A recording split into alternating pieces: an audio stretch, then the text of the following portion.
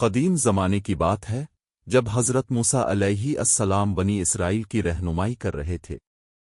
یہ وہ دور تھا جب ظلم و ستم کا ایک طویل سلسلہ ختم ہوا تھا اور اللہ تعالیٰ نے اپنی خاص رحمت سے بنی اسرائیل کو نجات عطا فرمائی تھی۔ یہ سب کچھ اس وقت ہوا جب مصر کے ظالم بادشاہ فرعون کا غرور ٹوٹا اور وہ اپنے لشکر سمیت سمندر میں غرق ہو گیا۔ بنی اسرائیل نے اپنی آنکھوں سے اللہ کی قدرت کا عظیم معجزہ دیکھا۔ سمندر راستہ بن گیا اور ایمان والے محفوظ گزر گئے۔ مگر کہانی یہاں ختم نہیں ہوتی۔ نجات کے بعد بنی اسرائیل صحراؤں میں تھے، آزاد تو ہو چکے تھے، لیکن ان کے دل ابھی مکمل طور پر مضبوط ایمان سے بھرے نہیں تھے۔ وہ بار بار ایسے مطالبات کرتے جو ان کی کمزوری کو ظاہر کرتے تھے۔ اسی دوران اللہ تعالیٰ نے حضرت موسیٰ علیہ السلام کو حکم دیا کہ وہ کنواں طور پر حاضر ہوں تاکہ انہیں ہدایت کی کتاب عطا کی جائے۔ حضرت موسیٰ نے اپنی قوم کو اپنے بھائی حضرت ہارون علیہ السلام کے سپرد کیا اور فرمایا، میری غیر موجودگی میں تم لوگوں کی رہنمائی کریں گے، تم صبر کرنا اور سیدھے راستے پر قائم رہنا۔ قوم نے سر جھکا کر ہاں تو کر دی، لیکن ان کے اندر ایک کمزوری چھپی ہوئی تھی جو جلد ظاہر ہونے والی تھی۔ اب یہاں کہانی میں ایک خطرناک کردار داخل ہوتا ہے۔ اس کا نام تھا سامری۔ سامری بظاہر ایک عام شخص تھا، مگر اس کے دل میں فتنہ اور گمراہی چھپی ہوئی تھی۔ وہ موقع کی تلاش میں تھا کہ کب لوگوں کو بہکائے اور اپنی چال چلے۔ جب حضرت موسیٰ علیہ السلام کنواں طور پر گئے اور قوم اپنے حال پر رہ گئی تو سامری نے موقع دیکھا۔ اس نے لوگوں کے دلوں میں وسوسے ڈالنا شروع کیے۔ تم لوگ کب تک ایسے ہی رہو گے؟ تمہارے پاس کوئی واضح نشان کیوں نہیں؟ لوگ پہلے ہی کمزور ایمان کے شکار تھے، آہستہ آہستہ اس کی باتوں میں آنے لگے، اور یوں ایک ایسا فتنہ جنم لینے والا تھا جو پوری قوم کو ہلا کر رکھ دے گا۔ آگے کیا ہوا؟ سامری نے کیسے سب کو دھوکہ دیا؟ کہانی وہاں سے آگے بڑھتی ہے جہاں بنی اسرائیل آزمائش میں داخل ہو چکے تھے۔ جب حضرت موسیٰ علیہ السلام کنواں طور پر گئے تو پیچھے قوم کی نگرانی حضرت ہارون علیہ السلام کے سپرد تھی، مگر سامری اسی لمحے کے انتظار میں تھا۔ اس نے آہستہ آہستہ لوگوں کے دلوں میں شک اور بے چینی ڈالنی شروع کی۔ تمہارے پاس جو زیورات ہیں، یہ کہاں سے آئے؟ کیا یہ پاک ہے؟ کیا یہ تمہارے لیے درست ہے؟ لوگ پہلے ہی ذہنی طور پر کمزور تھے۔ انہوں نے سوچنا شروع کیا کہ واقعی یہ زیورات جو وہ مصر سے لائے تھے شاید ایک بوجھ ہے۔ سامری نے فوراً موقع پکڑا اور کہا، یہ سب مجھے دے دو، میں اسے ایک بہتر شکل دے دوں گا تاکہ تمہارے لیے آسانی ہو جائے۔ لوگوں نے سادہ دلی میں اپنے سونے چاندی کے زیورات اس کے حوالے کر دیے۔ یہی وہ لمحہ تھا جہاں سے فتنہ اپنے عروج کی طرف بڑھا۔ سامری نے ان تمام زیورات کو پگھلایا اور ایک خاص شکل دینا شروع کی۔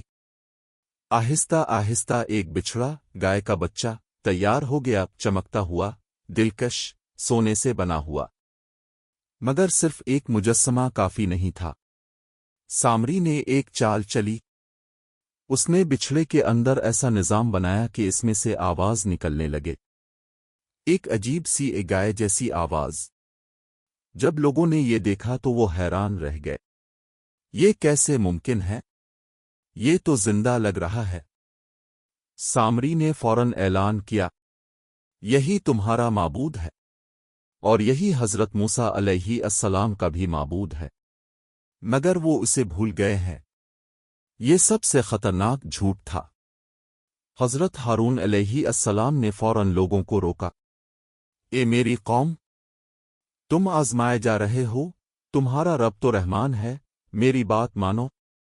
مگر لوگوں کی بڑی تعداد اس فتنہ میں پھنس چکی تھی۔ انہوں نے بچھڑے کے سامنے جھکنا شروع کر دیا۔ عبادت جو صرف اللہ کے لیے تھی اب ایک بے جان مجسمے کے لیے ہونے لگی۔ سامری خاموش کھڑا یہ سب دیکھ رہا تھا۔ اس کی چال کامیاب ہو چکی تھی۔ ایک پوری قوم جو ابھی ابھی معجزات دیکھ کر آئی تھی، پھر سے گمراہی میں جا چکی تھی۔ اب آگے کیا ہوگا؟ جب حضرت موسیٰ علیہ السلام واپس آئیں گے تو کیا منظر ہوگا؟ جب حضرت موسیٰ علیہ السلام کنواں طور پر اللہ تعالیٰ سے ہم کلام ہو کر واپس اپنی قوم کی طرف لوٹے تو ان کے دل میں امید تھی کہ قوم اب ایمان پر قائم ہوگی، مگر جو منظر سامنے آیا وہ بہت تکلیف دہ تھا۔ قوم کے کچھ لوگ اب بھی سونے کے بچھڑے کے سامنے جھکے ہوئے تھے اور شرک میں مبتلا ہو چکے تھے۔ حضرت موسیٰ شدید غصے اور دکھ میں آ گئے۔ انہوں نے فوراً اپنے بھائی حضرت ہارون علیہ السلام سے پوچھا، تم نے انہیں روکا کیوں نہیں؟ جب یہ گمراہ ہو رہے تھے تو تم نے کیا کیا؟ حضرت ہارون علیہ السلام نے نرمی سے جواب دیا، اے میرے بھائی، میں نے انہیں بہت روکا مگر یہ قوم میرے قابو میں نہ رہی۔ قریب تھا کہ یہ مجھے قتل کر دیتے۔ میں نے سوچا کہ اب کی واپسی کا انتظار کروں تاکہ معاملہ مزید خراب نہ ہو۔ یہ سن کر حضرت موسیٰ علیہ السلام کا غصہ کچھ کم ہوا، لیکن فتنہ ابھی باقی تھا۔ سامری کا انجام۔ حضرت موسیٰ علیہ السلام نے فوراً اس شخص کو بلایا جس نے یہ سارا فتنہ پھیلایا تھا۔ سامری جب وہ آیا تو اس کے چہرے پر غرور اور شرمندگی دونوں کے آثار تھے۔ حضرت موسیٰ علیہ السلام نے سختی سے پوچھا، تو نے یہ کیا کیا؟ تمہیں کس نے حق دیا کہ تم لوگوں کو گمراہ کرو؟ سامری نے اعتراف کرتے ہوئے کہا، میں نے وہ چیز دیکھی جو دوسروں نے نہیں دیکھی، اور میں نے اپنے خیال سے یہ سب کیا، لیکن یہ کوئی معذرت نہیں تھی بلکہ ایک بہانہ تھا۔ فیصلہ اور سزا۔ حضرت موسیٰ علیہ السلام نے اللہ کے حکم کے مطابق فیصلہ کیا۔ سونے کے بچھڑے کو توڑ دیا گیا، اسے جلا کر راکھ بنا دیا گیا اور اسے دریا میں بہا دیا گیا تاکہ فتنہ ختم ہو جائے۔ پھر سامری کے بارے میں حکم ہوا کہ اسے لوگوں سے الگ کر دیا جائے۔ وہ اپنی گمراہی کے ساتھ تنہا رہے۔ سامری کا انجام کیا ہوگا؟ سونے کا بچھڑا کیسے بنا؟